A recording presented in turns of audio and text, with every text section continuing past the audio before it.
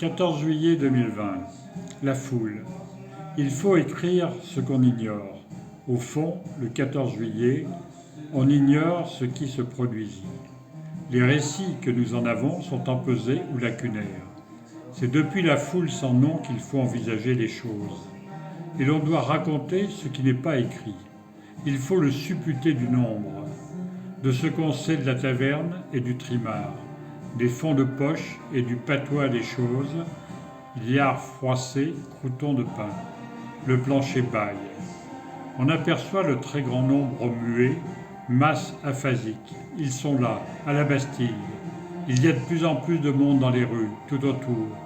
Ceux qui ne possèdent pas de fusil se sont armés de bâtons, de méchants bouts ferrés, de merlins, de tire-bouchons, qu'importe. Depuis l'Arsenal jusqu'à Saint-Antoine, les quais et les rues sont noirs de monde. Les gueux, les décrotteurs, les cochers, tous les campagnards venus chercher pitance à Paris sont là. Les étudiants arrachent les pieux des palissades, les pieds des tabourets, les bras des charrettes. On saute, on crie. De lourds nuages roulent sur le ciel, on pisse devant les portes. Qu'est-ce que c'est une foule ? Personne ne veut le dire. Une mauvaise liste, dressée plus tard, permet déjà d'affirmer ceci. Ce jour-là, à la Bastille, il y a Adam, né en Côte d'Or. Il y a Amosip, marchand de bestiaux, né à Saint-Front de Périgueux. Il y a Béchamp, cordonnier, Bersin, ouvrier du tabac, Berthelier, journalier, venu du Jura, Bezou, dont on ne sait rien, Bizot, charpentier, Manès Blanchot, dont on ne sait rien non plus, à part ce joli nom qu'il a et qui semble un mélange d'Égypte et de Purin. Il y a aussi Bollère, Charon, Bouin, corroyeur, Branchon, dont on ne sait rien du tout, Bravo, menuisier, Buisson, tonnelier, Cassard, tapissier, Delattre, buraliste, Defruy, forgeron, Demey, maçon, Delors, limonadier, Desplat, maréchal ferrant, Devauchel, porteur d'eau, Drolin, serrurier, Dufaux, cordonnier, Dumoulin, cultivateur, Duret, boulanger, Étienne, inconnu, Évrard, passementier, Feillu, ouvrier en laine, Génard, employé, Girard, professeur de musique, Grandchamp, d'horreur sur métaux, Grenon, couvreur, Aigros-Filet, Aiguérin, Aiguignon. Ah, ça en fait des mammifères, des petits bonhommes de Bruegel.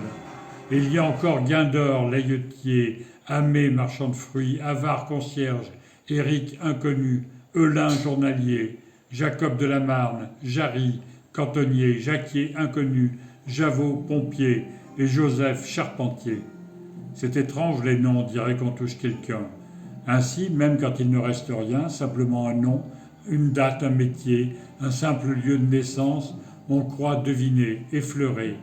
Il semble qu'on puisse entrevoir un visage, une allure, une silhouette, et entre les mâchoires du temps, on croit parfois entendre des voix, celle de Joutot, chaudronnier, celle de Julien, cafetier, celle de Klug, fabricant de chandelles, de Cabert, le prussien, de Kopp, le belge, de Lamourou, le mécanicien, de Lamy, ouvrier au port, de Lambollet, le journalier, de Lang, le cordonnier, de Lavenne, le maçon, du Ferblantier, le comte, et même celle de Lecoq, qui pourtant n'a pas laissé plus de traces qu'une mouche.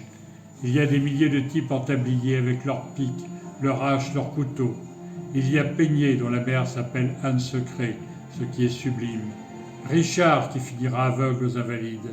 Sagot, qui va mourir dans une heure. Julien Billion, qui cause plus loin avec des camarades. Il y a Poulain, ouvrier à bras. Vachette, journalier. Jonas Dannonnet, Jacob du Barin, et Secrétin de Boissy-la-Rivière, et Raison, et Cimetière, et Conscience, et Soudain, et Rivière, et Rivage. Bien sûr, un nom, ce n'est pas grand-chose. Un métier, une date, un lieu, modeste état civil, une étiquette, ce sont les syllabes de la vérité.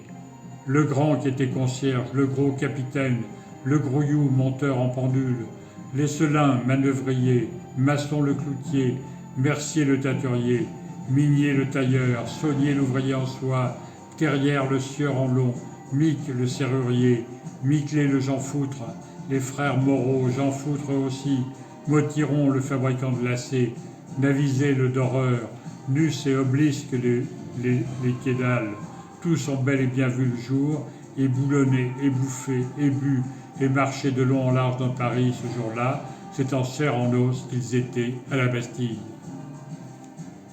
14 juillet, Éric Vuillard.